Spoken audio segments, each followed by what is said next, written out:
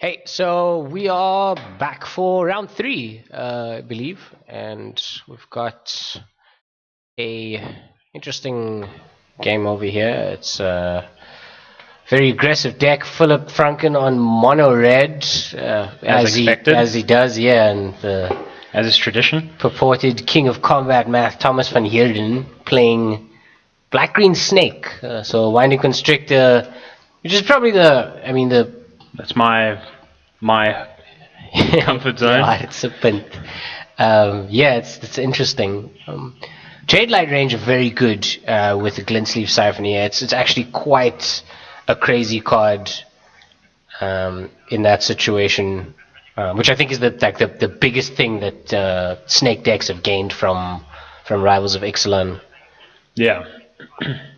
I mean, it's huge. It can be a 6/5 on turn 3 with Snake down because it's 2 triggers. Yeah, it's huge. It is absolutely it's crazy insane.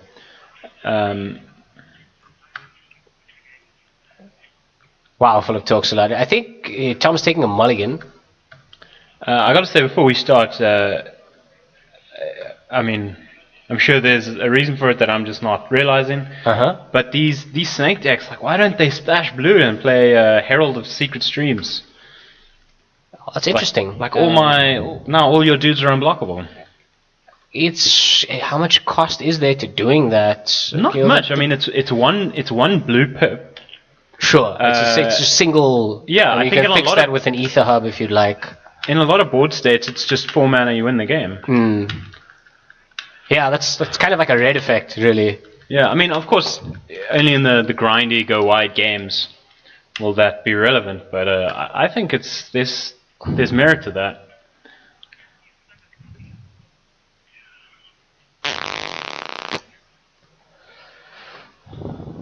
I think he mulliganed again.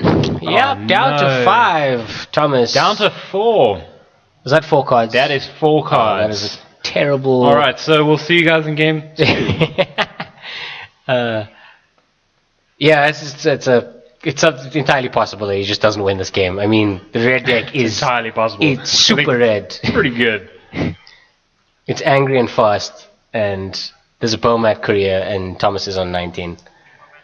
Just like that. But down to 18. I can't even keep up with updating the life totals here. Well, it looks like the commentators are going to get a well-earned break. Soul Scar Mage. You know what's hilarious? Philip Franken is playing Infect cards in Standard. In Soulscar Mage. Because it puts -1 counters sure. on. Gives all your spells wither. Yeah. Your non-creature damage sources with non-combat? Non-combat damage, yeah. Non-combat sources. Okay, wither. so here's Thomas with a Ballista. That's actually quite good against. For a multi 4. Maybe that's what he was after. He was looking for a serviceable hand against this deck. Sure. I mean, he knows what he's playing.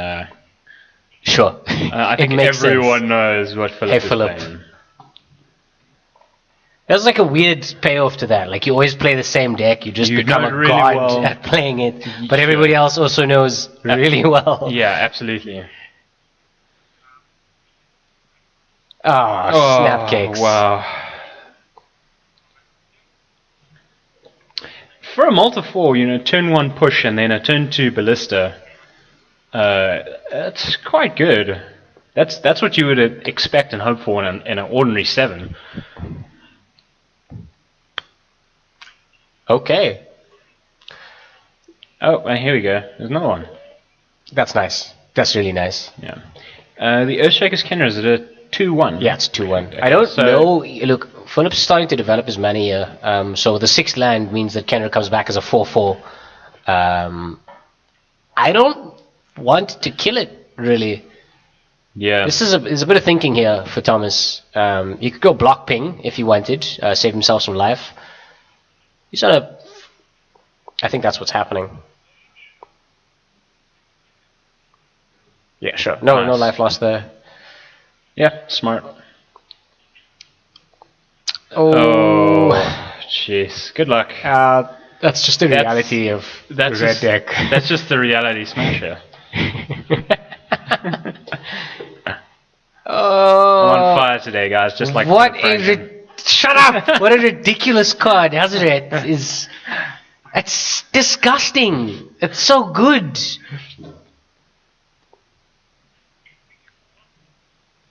Just getting the value. ping you for one, he says. Oh no! Lightning strike. Hazard is online. Updates. Jeez. A prowess trigger. And Thomas says he's on 4. It's 8 damage because of the prowess triggers. Oh, of course. Soul Scum Mage getting nasty big. He's over this. And that's it. Game 1. Okay. Well, I haven't had time to update these sideboards. Let's see if I can just fix this quickly before life gets too...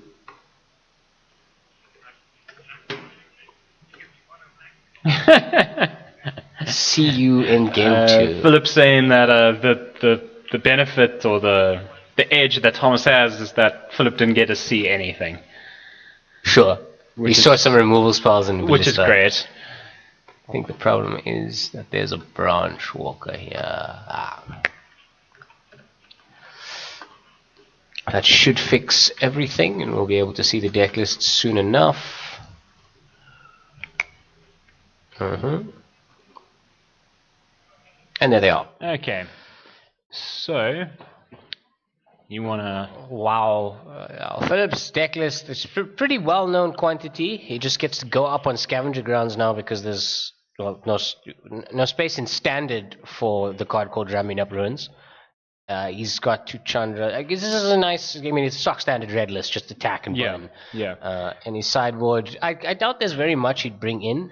Harsh Mentor is quite good against Walking Ballista. Yeah, Harsh Mentor is great against Walking Ballista. What I think is an interesting approach to the matchup is Flyers, Glorybringer, and Aethersphere Harvester. Like, those seem, to be not that great, but green-black decks block on the ground. Struggle with Flyers. So that's something to consider, but I don't know if you'd want to bring What them is all Tom bringing in here? I mean, his life gain is very far up the curve, except for Aethersphere Harvester. I mean, you can't really afford to put a 6-drop in his deck. Noxious Gearhulk, while a good card, is maybe a little bit slow here. Yeah, this is going to be tough. Aethersphere comes in. Yeah, it looks like they're done sideboarding. Yeah, this is probably the best thing. Brontodon's a good blocker. It can deal with an Aethersphere Harvester on the other side of the table. It crews. Beautiful card. Yeah, this is creature creep, hey? That's really good. When Magic players that I know from some time ago come back and like, hey, what's up? What's happening with Magic?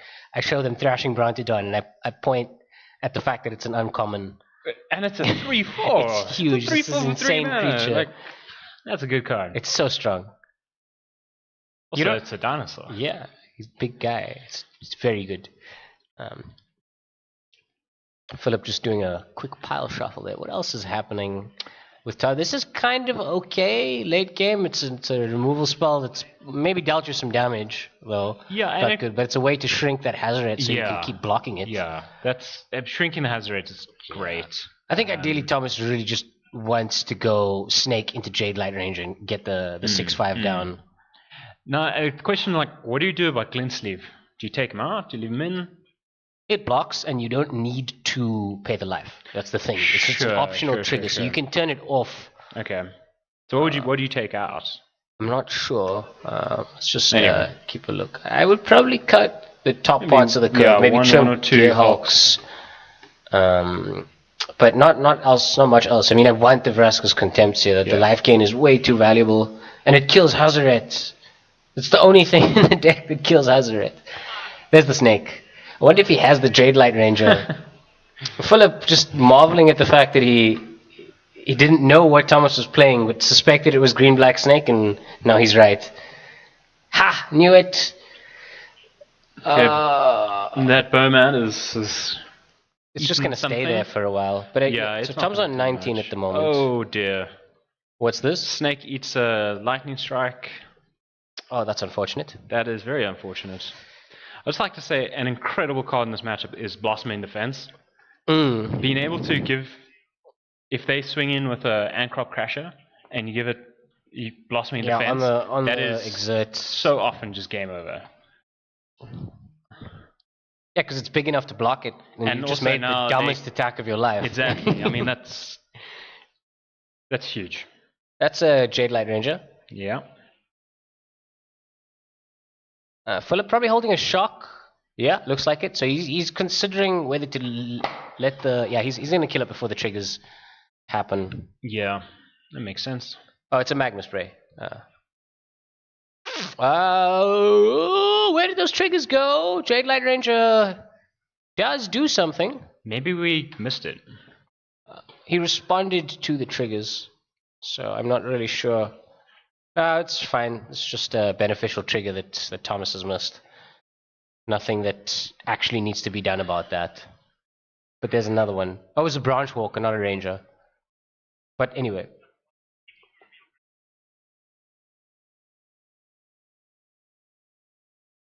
He's gotten a braid. He's considering it. If he lets it start resolving, he's not allowed to say anything until both explorers have finished. But the braid still kills it, so it's fine. Merfolk branch walker off the top, so much. Its base is 1, right? Yep. Okay. It's a 2-1 for 3. Toughness, And it grows, and he's thrown another one into the graveyard. Jeez. This Bomat Courier is going the distance. It's getting in there. I think I have it's actually 17. It's getting 3 times. Let me just see. How much damage has it dealt? You just look at the cards underneath it. Yeah. Well, interesting thing to note, I see Philip has a Glorybringer in hand, so maybe he... And Hazard. Oh. Oof. This is getting silly. Next turn, land Glorybringer. I think that'll be game, like, real soon. Another Jade Light Ranger. Rishka on the top. Into the bin. And in Thomas's hand, he's got a Contempt and 2 Hulks and Aethersphere Harvester and Foul Orchard. So you kept some number of Gale Hulk in. Yeah. And 8/8 is a good way to block the Azaret. And we have seen Philip use his Abrade. So I think Thomas he's got an awful lot of burn, though. The reach is real. I mean, Thomas is not on a low life total. He does have a little bit. That's the second Abrade.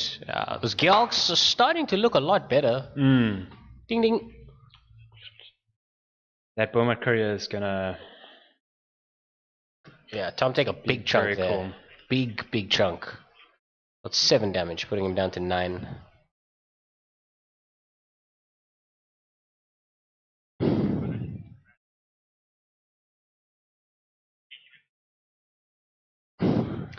I love whenever Philip plays, he talks through his lines and all his decisions. Which sometimes they don't make sense to me because he doesn't finish the sentence. It's just what if, and if you have the thing that, but then I can, so I can burn you in the face and attack with this guy. Yeah, he's not speaking to his opponent.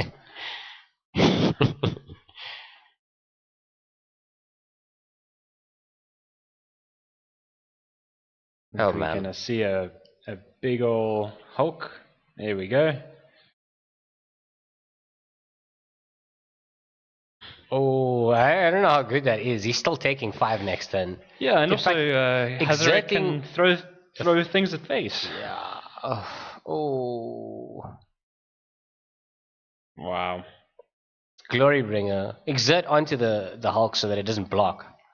Oh, it's an 8/8. It would have to. It has to block. Yeah. So there it dies in the block. Yeah. There goes that. Wow. This red deck, hey? Jeez. What is he? No exert. Block there.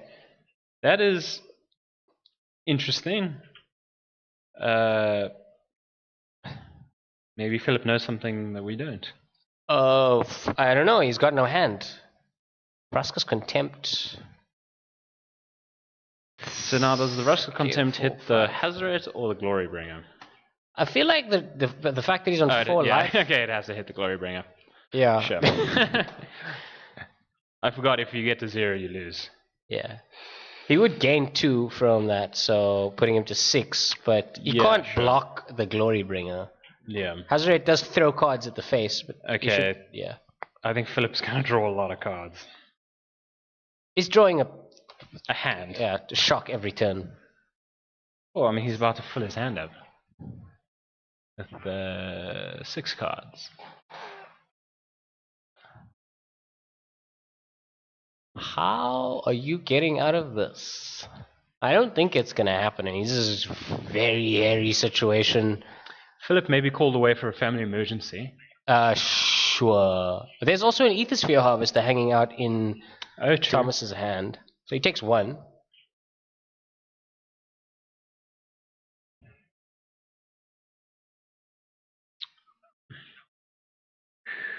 Wow. Jeez. That's a full grip.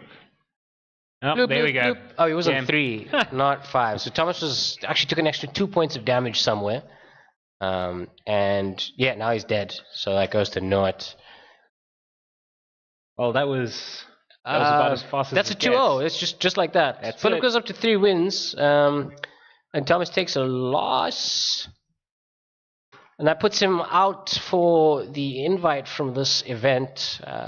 But he's probably, I mean, he's 2 up at the moment. He's got a chance to earn good points. Yeah. But Philip in the running. He's got 2 more games to win. He can do it. I mean, that red deck is it's live. Yeah, it's interesting. Just done some stuff. I'm not going to show anybody because it's a terrible thing to look at, Excel spreadsheets. But we've got a little bit of statistics of what the field looks like over here. So percentages, we've got essentially, let me just see if I can sort this nicely. But most of the field is Grixis, almost exclusively. There we go. So we've got 14% the energy mid-range. So it's just 4 out of the 28 decks in the room, Grixis, and then just behind that is the mono-red deck. So the way it's represented is pretty good. Yeah, mono-red. There's a lot of mono-red actually. Merfolk, 3 out of the 28 decks, so 11% roughly. And then Blue-White Aura is a deck which has recently risen in popularity. It's essentially, I don't know if you know much about it, Josh. I mean, I can picture it. Sure. So like I get the idea. Blue-White Heroic, you play a guy that's a little tough to kill, and you go tall. You play Spell Piercers. I think they play some copies of Admiral's Order. Yeah. Blue-Black Control.